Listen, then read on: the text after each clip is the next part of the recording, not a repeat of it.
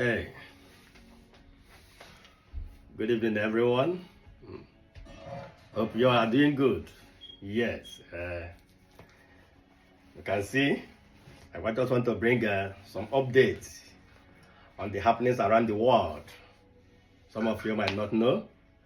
Some who are privileged of listening to news might understand what I'm going to say now and what is happening all over the world, especially this little conflict that is going on in the Middle East. It now become an end game. Yeah? All around blame.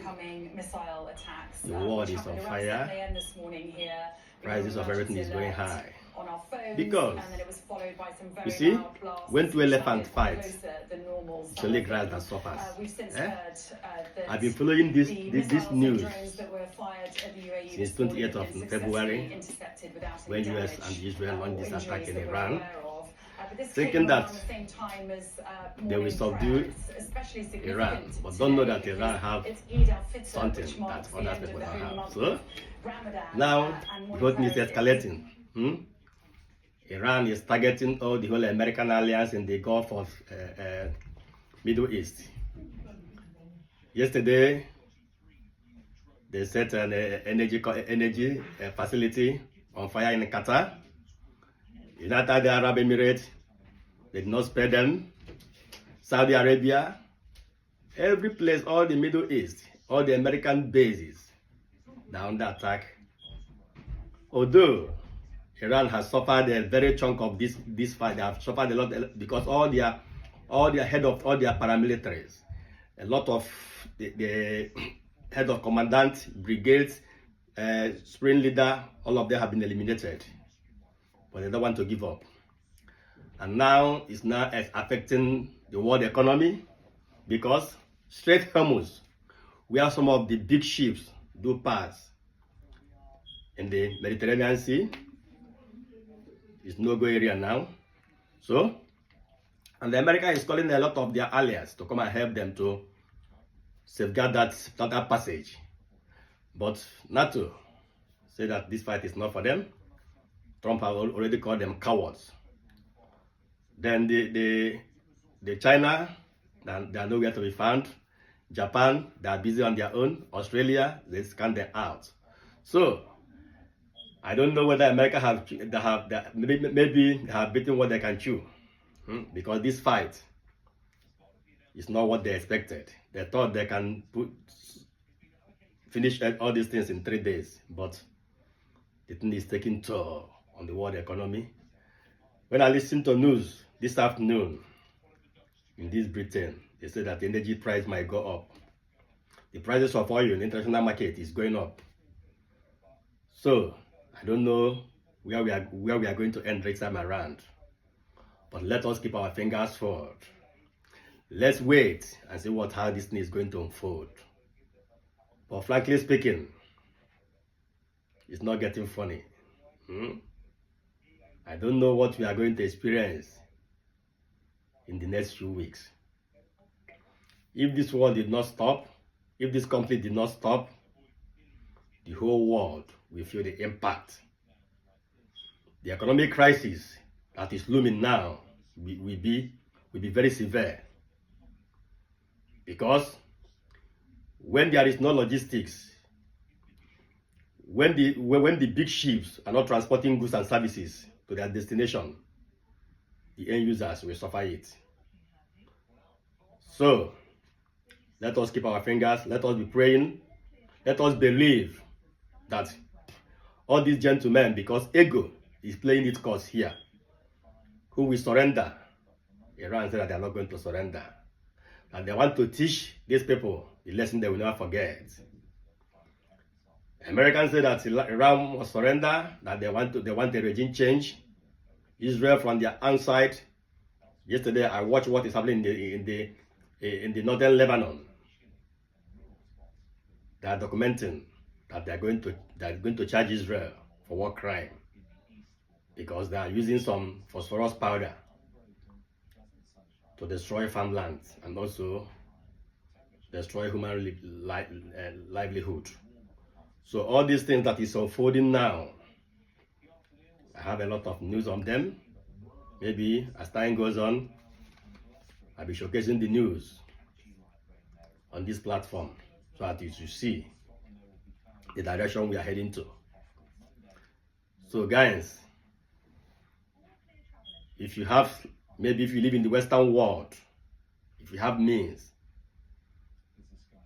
I don't know whether I can call it panic buying, but if you have means, you can stock some essentials because prices might go up at any time.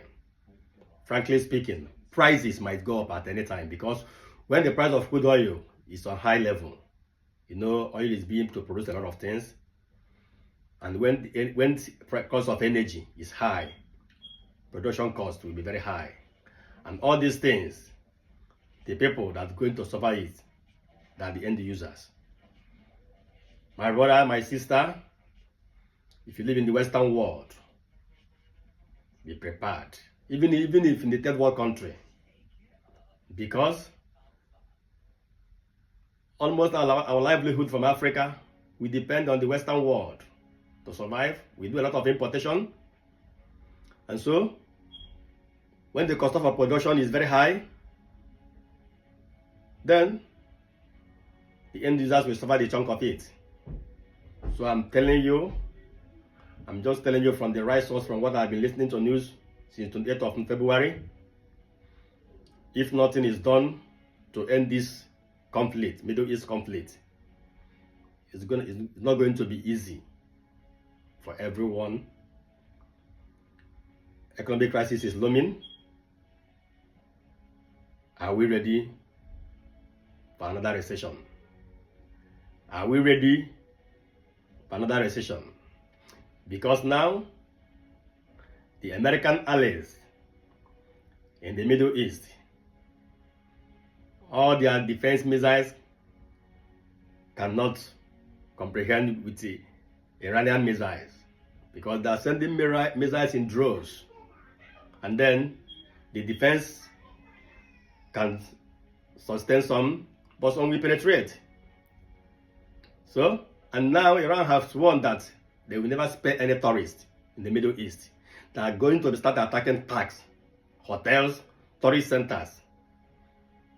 And the British people, they say that they have over 300,000 British people living in the Middle East. That is the reason why they don't want America to use their air base for anything. And Iran have told them that if you allow America to use your air base, voluntarily, you are joining the war, you are part of the war. So, and the British are very tactical. They don't want to come on and say, this is our position. They don't want to take a bold step because they have a lot of friends in the Middle East. And then, so this is a two-edged sword. They are just in between the Red Sea and then the devil and the Red Sea. So they don't know what to do. So guys, let us keep our fingers crossed and then be looking for what is unfolding in the Middle East. Because when two elephants fight, the grasses suffer the bruises. So that is the main reason every country needs to buckle up. You need to buckle up. Depending on the luxury thing, depending on the maybe on other countries for survival, is a very big risk. Let us go into production in our respective countries. If you can produce what you consume, when there is an economic crisis, you won't feel it. So that is for the reason why I'm broadcasting this thing, telling the whole world, Africans, to stand on their feet. This is the time. This little conflict now have set a tone for people to adjust. Adjust, rethink, knew that if anything happened to the first world then African continent, we can survive it. You can take the issue when we have COVID. When goods and services were halted, when planes were not moving, when ships were not even selling, you see what we passed through? And then this Middle East conflict is another scenario that is unfolding. World, we are watching. Hesitation everywhere. Trying to know where this thing is going to end. But according to what I'm seeing, there is no end in sight. Let us buckle our sandals, tie our belt, and then wait for the event. It is not easy. Ego is playing part. Ego is playing a lot of tricks on these people who will surrender. Then Israel have attacked Iranian gas station, and Iran, they are retaliating massively, attacking everything on sight in the Gulf states. So, well, and they have told America that if you put the boot on ground, this is going to be a repetition of the Vietnam War. So, maybe, I don't know, because when they attacked UAE yesterday, Trump said that he's going to send goods and services worth of $8 billion for them, maybe to cushion the effect, and also drones that they are going to use for safeguarding. But where are we going to? Even Trump is calling NATO pepper tigers, calling them cowards. So, ego is playing part on these things. Ego. Self-aggrandizement, that is what we are into. Self-aggrandizement, that is what we are into. Israel wants to claim the champion of the Middle East. Iran refused to subpedal. America wants to claim the master of all. Iran said that they are not going to surrender. You can wipe away all the head of parastatals, all the head of services, intelligence, spring leader, but they are not going to conquer our mind.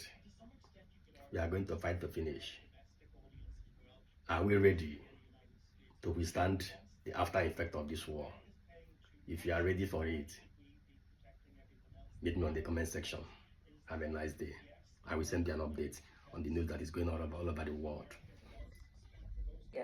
Yes, this is a forecast from Cornwall Insight, who've been very reliable predictors of where Ofgem, the regulator which sets the consumer price cap, is intended to protect us from precisely the kind of price volatility we're seeing at the moment. They have a new forecast today.